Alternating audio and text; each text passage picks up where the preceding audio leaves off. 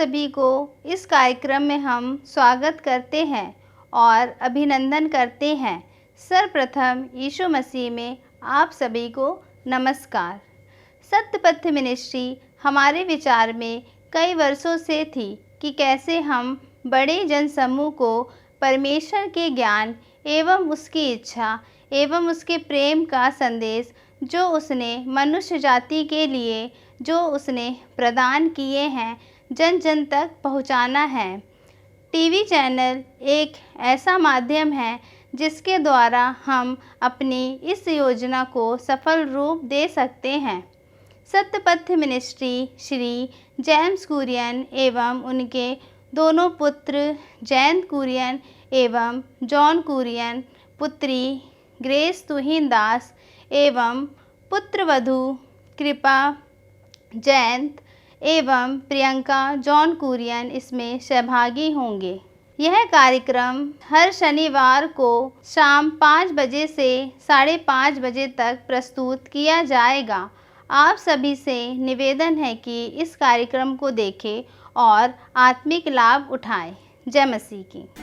आए तुझे भजने सारे हम लोग, राजाओं का राजा यीशु तुझको। आए तुझे भजने सारे हम लोग, राजाओं का राजा यीशु तुझको। शैतान के गढ़ों को ढाया तू ही ने, सामर्थ्य के द्वारा बचाया तू ही ने। शैतान के गढ़ों को ढाया तू ही ने, सामर्थ्य के द्वारा बचाया तू ही ने। आए तुझे भजने सारे हम लोग, राजाओं का राजा यीशु तुझको। मिस्र देवों को दिया दंड तू ही ने, लाया अपने लोगों को कनान देश में। मिस्र देवों को दिया दंड तू ही ने, लाया अपने लोगों को कनान देश में। आए तुझे भजने सारे हम लोग, राजाओं का राजा यीशु तुझको। घुटनों पर आए हम प्रार्थना करने, लोगों को बचाया हमारे देश में। घुटनों पर आए हम प्रार्थना करने, लोगों को बचाया हमारे देश में। आए तुझे भजने सारे हम लोग, राजाओं का राजा यीशु तुझको। आए तुझे भजने सारे हम लोग, राजाओं का राजा यीशु तुझको। आज का ये कार्यक्रम जो है, मैं एक मानव जीवन की बड़ी अनुभूति के बारे में बताना चाहता हूँ कि मनुष्य के जीवन में बल और कमजोरी निहित रहती है।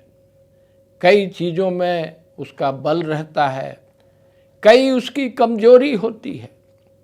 परमेश्वर का वचन हमको बताता है कि परमेश्वर हमारा शरण स्थान और बल है।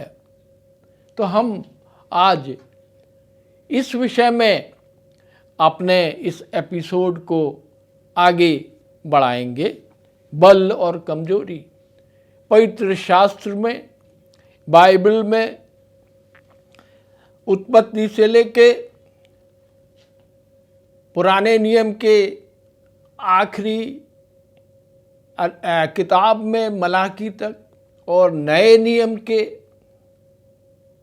मत्ती से लेके प्रकाशित वाक्य तक हम देखते हैं कि बहुत सारे चरित्र हैं, बहुत सारे व्यक्ति हैं, बहुत सारे व्यक्तित्व हैं जिनके पास बल था, जिनके पास कमजोरी भी थी।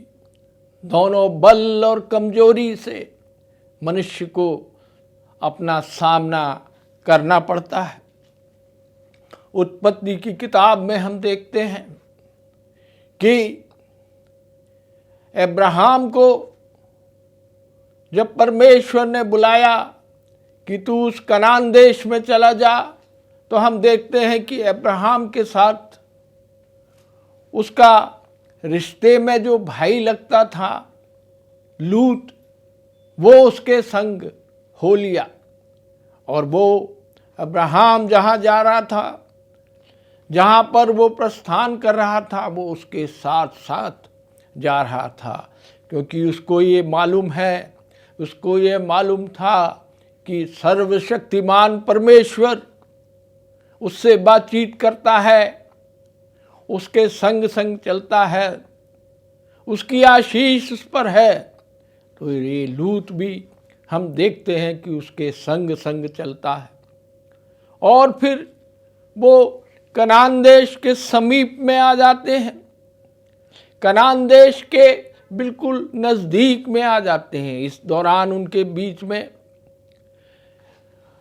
कई परिस्थितियां आई और परमेश्वर ने उनको सारी परिस्थितियों से, सारी मुसीबतों से, सारे संकट से इस प्रस्थान में संभाला और वो आगे बढ़ते गए।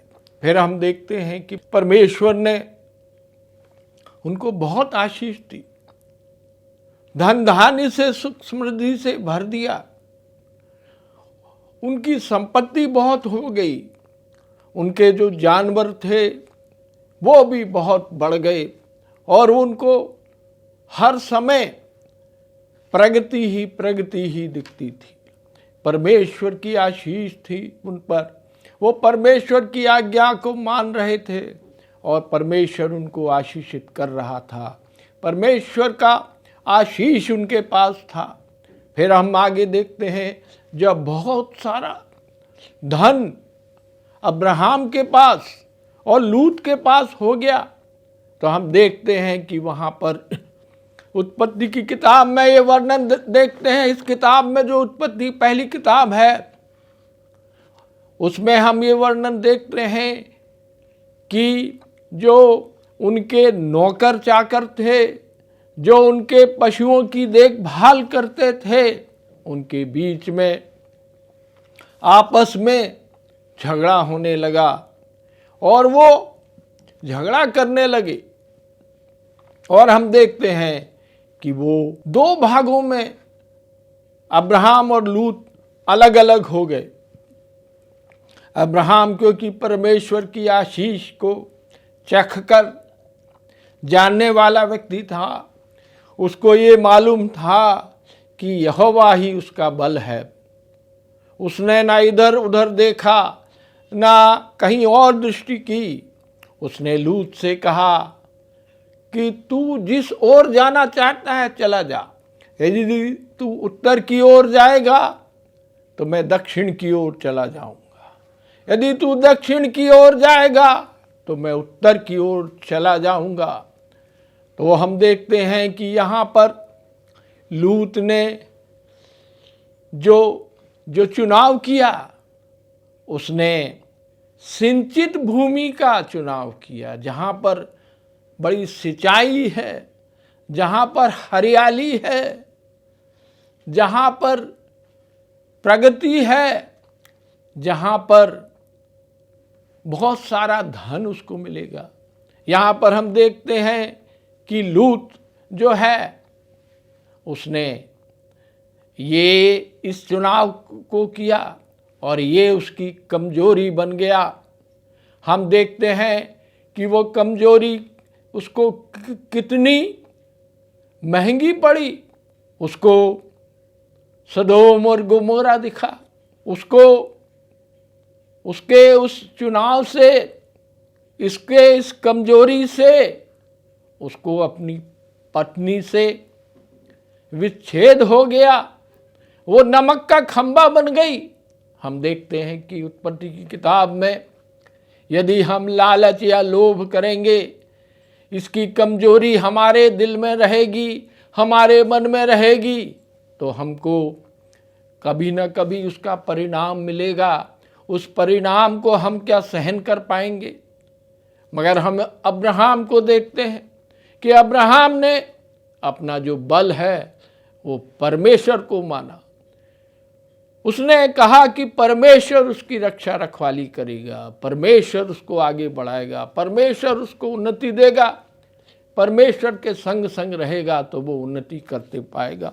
और भी कई हमको कैरेक्टर मिलते हैं, हमको व्यक्ति मिलते हैं। गिदयोन उसमें एक है। न्यायियों की किताब में हम आते हैं तो हमको सैमसन और दलाइला का एक वृत्तांत देखने को मिलता है। सैमसन जो शिमशोन कहलाता है और दलाइला एक स्त्री पात्र यहाँ पर आती है उसके जीवन में। उसके जीवन में ये एक कमजोरी थी। इस कमजोरी से उसको बहुत हानि उठानी पड़ी। उसका जन्म जब हुआ था तो परमेश्वर का एक स्वर्गदूत उसकी माता के पास आया था और उसकी माता से कहा था कि ये परमेश्वर के द्वारा एक अभिषिक्त पुरुष बनेगा, ये इजराइलियों को फिलिस्तीनियों के हाथ से छुड़ाएगा, ये बड़ा शुद्ध युद्धवीर होगा, ये बड़ा बलवान होगा, इसकी बल की कोई पराकाष्ठा नहीं रहेगी, उसका बल कभी जाएगा नहीं। मगर एक काम आपको करना है, कभी भी मद्यपान नहीं करना है, और जब ये बच्चा पैदा होगा तो उसके सिर के बाल को कभी भी नहीं काटना। जैसे वो बढ़ते हैं वो बढ़ते रहने देना, और वो परमेश्वर की आत्मा से, प्रभु की आत्मा से भर जाएगा और वो बड़ा शक्तिशाली हो जाएगा। वो इज़राइल की प्रजा को फिलिस्तीनियों के हाथ से छुड़ाता रहेगा, उनसे मल्ल युद्ध करेगा, ये बड़ा युद्धवीर होगा और परमेश्वर उसके साथ साथ रहेगा, परमेश्वर की आत्मा उसके साथ साथ रहेगी। ऐसा एक युद्धवीर, एक युग पुरुष हमको न्यायियों की किताब में देखने को मिलता है। और फिर हम देखते हैं कि आगे जाके उसके जीवन में एक स्त्री आ जाती है, दलाइला करके। वो एक फिलिस्तीनी स्त्री है। वो उस फिलिस्तीनी स्त्री का जो भी चरित्र रहा हो उसके बारे में हम यहाँ पर कोई भी उल्लेख नहीं करना चाहते, मगर उससे वो बहुत अधिक प्रेम करने लगा। उसका प्रेम जो है उस स्त्री के प्रति बहुत अधिक होता रहा, और वो उस एक षड्यंत्र में फिलिस्तीनियों के संग, इजराइलियों के दुश्मनों के संग वो लिप्त हो गई। जब फिलिस्तीनी उसके पास आते थे और उससे ये रहस्य पूछते थे कि ये जो शिमशोन है या ये जो सैमसन है, इसके बल का क्या रहस्य है, उस रहस्य को हमको उजागर करो, हमको बतलाओ, तो हम उस पर हम प्रहार करेंगे, हम उसके उस बल को नाश कर देंगे। और वो जो स्त्री थी फिलिस्तीनियों के साथ मिल गई और उसने हमेशा सैमसन को कहा कि तू हमें अपने बल का राज बता, क्या रहस्य है। परमेश्वर हमको रहस्यमय रीति से बहुत सारी शक्ति प्रदान करता है जो दूसरों पर उजागर नहीं होती है। ये स्त्री हमेशा उसको उत्तेजित करती थी कि वो इस रहस्य को बतलाए, और कई बार ये जो शिमशोन था उसने जो रहस्य था उस रहस्य को ना बताते हुए, असलियत को ना बताते हुए ये कहा, कुछ दूसरी बातें कही, और दूसरी बातें कहने के बाद उनको कोई सफलता नहीं मिली। अंत में हम क्या देखते हैं कि उस स्त्री ने उसको इतना इतना फोर्स किया कि उसने अपना रहस्य बता दिया उसको। उसने ये बता दिया कि मेरे बाल में जब से मैं पैदा हुआ हूँ तब से मेरे बाल नहीं काटे गए हैं। मेरे बल का रहस्य, क्योंकि परमेश्वर की आज्ञा थी कि इसके सिर पर हमेशा बाल रहे, उस पर कभी कैंची ना चले, कभी उसको मुड़वाया ना जाए, ये ही है उसके बल का रहस्य। और उसने, दलाइला ने बहुत ही शीघ्र जाके इज़राइलियों के दुश्मनों को ये बात उजागर कर दी, ये बात बतला दी कि ये जो सैमसन है, जो शिमशोन है, उसका बल का रहस्य उसके बाल है। मगर उनके पास एक समस्या थी कि उसके बाल कौन काट देगा? वो तो इतना शूरवीर व्यक्ति है, उसके पास कोई जाएगा? जंजीरें, लोहे की बड़ी बड़ी जंजीरें उसको जकड़ नहीं सकती हैं, कौन उसके बाल को काट सकेगा? फिर भी हम देखते हैं कि शिमशोन उस स्त्री से इतना प्रेम करने लगा कि वो वहाँ पर सो गया, स्त्री के साथ सो गया, गहरी नींद में वो आ गया। और यहाँ पर हम देखते हैं कि उस स्त्री ने जल्दी से उसके बाल को काट दिया। और जब शिमशोन उठा तो फिलिस्तीनियों ने चढ़ाई की। फिलिस्तीनियों को बतलाया गया कि शिमशोन का वो जो रहस्य था, जो बल था, वो उसमें नहीं है। उन्होंने शीघ्र आकर उस पर चढ़ाई की।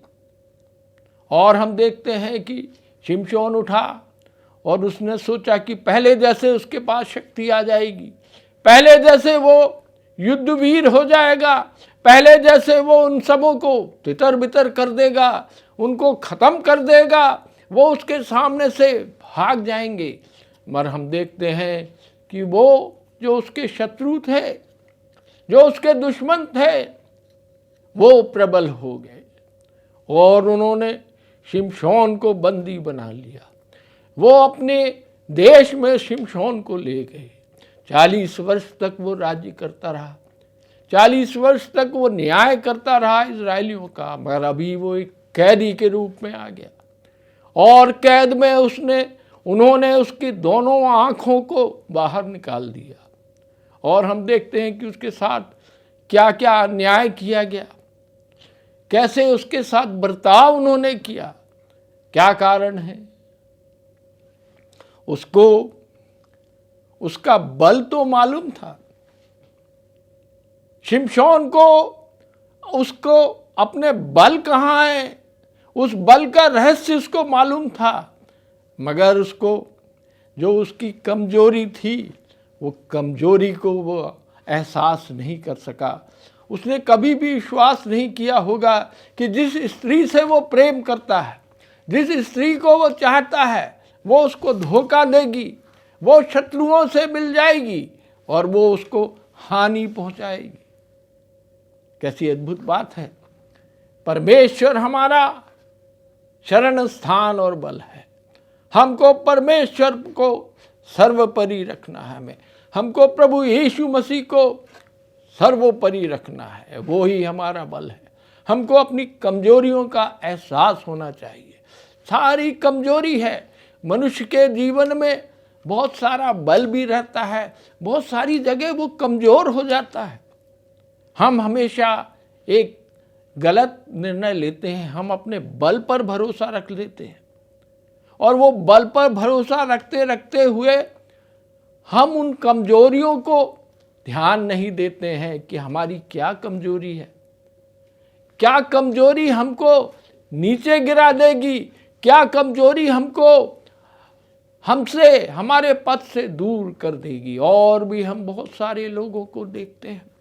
नए नियम में जब हम आते हैं और पुराने नियम में हम दाऊद राजा को देखते हैं, सुलेमान राजा को देखते हैं, जब तक उनका बल परमेश्वर था, परमेश्वर की आज्ञा विधियों व्यवस्थाओं पर चलते थे, वे लोग परमेश्वर से विनती करते थे, परमेश्वर से सब कार्यों के लिए पूछते थे कि मैं जाऊं, युद्ध में जाऊं कि नहीं जाऊं, मुझे वहाँ जय मिलेगी कि पराजय मिलेगी, कि मैं उनको शत्रु के ऊपर मैं आक्रमण करूं या ना करूं, या मैं वापस युद्ध क्षेत्र से वापस आ जाऊं। हर समय प्रभु ने उनकी अगुवाई की, उनके साथ साथ रहा। ये उसका बल था दाऊद राजा का। फिर हम देखते हैं कि दाऊद राजा फिर अपनी एक कमजोरी के कारण पाप में गिर गया और उसने इतना घृणित काम कर लिया जिसके हम उल्लेख शमूएल की किताब में, राजाओं की किताब में, इज़राइलियों के इतिहास की पुस्तकों में देखने को मिलता है। उसने जघन्य अपराध किया, करवाया, खुद भी किया और करवाया। ये उसकी कमजोरी का फल था। उसका जो बल था वो बल को छोड़ दिया और वो कमजोरी की ओर बढ़ गया। इसी प्रकार हम सुलेमान राजा को देखते हैं पुराने नियम में। जो सुलेमान राजा था बड़ा बुद्धिमान था। परमेश्वर ने उसको बड़ा धन भी दिया, बुद्धि भी दी। संसार के उस समय के लोग, राजा महाराजा, बड़े बड़े महापुरुष सब उसके पास आते थे और उसका बुद्धि का ज्ञान लेते थे। मगर हम देखते हैं कि उसकी भी जो कमजोरी थी वो कमजोरी ऐसी रही कि उसने बहुत सारी स्त्रियों से ब्याह किया, अन्य जाति स्त्रियों से ब्याह किया, अन्य जातियों को अपने घर में प्रवेश करवा दिया। अन्य जाति देवी देवताओं के लिए भी उसने मंदिर बनाए। क्या हम ये सोच सकते हैं, जिसको प्रभु ने दर्शन दिया, जिसको प्रभु ने राजगद्दी में बिठाया, उसके बहुत सारे भाई थे। दाऊद की और बहुत संतान थी। उन सब संतानों में से परमेश्वर ने सुलेमान राजा को सुना, सुलेमान को सुना और उसका अभिषेक किया, उसको राजा बनाया। ये सब उसका बल था कि परमेश्वर उसके साथ है, परमेश्वर ने उसको बुद्धि दी है, परमेश्वर के लिए वो मंदिर बनवाएगा। उसने भव्य मंदिर बनाया परमेश्वर के लिए। परमेश्वर ने उसकी प्रार्थना सुनी और वो परमेश्वर का निवास उस मंदिर में आ गया। उसकी महिमा उस मंदिर में प्रकट हो गई। सब चीज हम देखते हैं। मगर हम आगे जाके अब उसके इतिहास को पढ़ते हैं, उसके बारे में हम देखते हैं, तो हम देखते हैं कि वो नीचे गिरता चला गया, वो पतन की राह में चला गया। उसके जो भी पुत्र हुए, पुत्रियां हुए, वो परमेश्वर की विधि व्यवस्था, नियम कानून पर नहीं चलते थे। परमेश्वर ने उसका राज्य को अलग कर दिया। उनकी संतानों को वो राज्य नहीं मिला और धीरे धीरे ये राज्य उनके हाथ से खिसक गया। परमेश्वर ने साथ नहीं दिया। क्या बात है, उसने अपने बल को तो पहचाना मगर अपनी कमजोरी का एहसास उसके पास नहीं रहा। हमको अपने बल और कमजोरी की एहसास होना चाहिए, हमको उसका पहचान होना चाहिए। राज, पराक्रम, महिमा सब खत्म हो जाता है और हमको इतिहास में ये सब देखने को हमें ज़रूरत है कि हमको बल के साथ हमको हमेशा अपनी कमजोरियों पर भी ध्यान देना चाहिए। हमको प्रभु से हमेशा प्रार्थना करना चाहिए कि हे प्रभु, तू हमको हमारी कमजोरियों से छुड़ा। हम मनुष्य हैं, हम गिर जाते हैं, हम पथ भ्रष्ट हो जाते हैं, हम डगमगा जाते हैं, परंतु तू ही एक सहारा है। तू ही हमारा बल है। भजन संहिता लिखने वाला वो कहता है, कितना सत्य वचन कहता है कि परमेश्वर हमारा शरण स्थान और बल है। परमेश्वर के पास जाएं। यदि आपके पास कोई कमजोरी है, यदि आपके पास कोई ऐसी चीज है जो आपको कमजोर कर देती है, तो आपको उसके निदान के लिए प्रभु के पास आना पड़ेगा। प्रभु यीशु मसीह के रक्त पर विश्वास करना पड़ेगा। प्रभु यीशु मसीह को अपना उद्धारकर्ता मानना पड़ेगा। प्रभु यीशु मसीह के बलिदान को पहचानना पड़ेगा।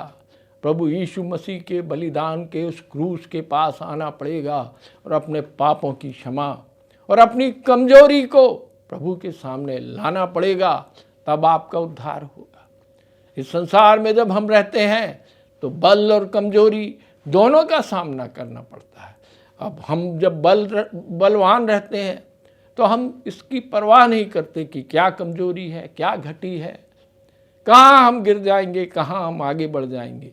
पर परमेश्वर हम सबों को ये सहारा दे कि हम अपने बल और अपनी कमजोरी को हम हमेशा ध्यान में रखें। नए नियम में एक हम चरित्र को देखते हैं, एक व्यक्ति को देखते हैं जो यहूदा इस्करियोत कहलाता था। प्रभु के संग रहता था, 12 चेलों में एक था। प्रभु ने उसको चुना था, उसको बहुत सारी रिस्पॉन्सिबिलिटी दी थी। वो उनका हिसाब किताब रखता था, पैसा उसके हाथ में रहता था। मगर हम अंत में क्या देखते हैं कि चंद चांदी के सिक्के में उसने प्रभु यीशु मसीह के साथ विश्वासघात किया। और हम देखते हैं कि उसने अपना जीवन कैसे खत्म किया। उसने अपने आप को लटका दिया, पेड़ पर लटका दिया और इस संसार से विदा हो गया। उसको पश्चाताप का भी मौका नहीं मिला और इस प्रकार उसका जीवन नष्ट हो गया। हमको बड़े ध्यान से इन बातों पर अमल लाना चाहिए। हमें अपने बल और कमजोरी पर हमेशा ध्यान केंद्रित रहना चाहिए। प्रभु सबको अनुग्रहित करे। आमीन। आइए हम प्रार्थना करते हैं। हे परमेश्वर, आपने जीवन हमें दिया है पिता, उसके लिए धन्यवाद करते हैं। हमको जो वचन दिया गया है पिताजी, वो हम फलवंत कर सके, ऐसे हम आपसे प्रार्थना करते हैं। हम प्रभु यीशु मसीह के प्रेम को चख सके, आपके नाम को ऊंचा कर सके पिता, ऐसे हम आपसे विनती और प्रार्थना करते हैं। आपकी आशीष हम पाए, आपके विश्वास में हम बढ़ते जाए, ऐसे हम विनती और प्रार्थना करते हैं। यीशु मसीह के नाम से मांगते हैं। आमीन।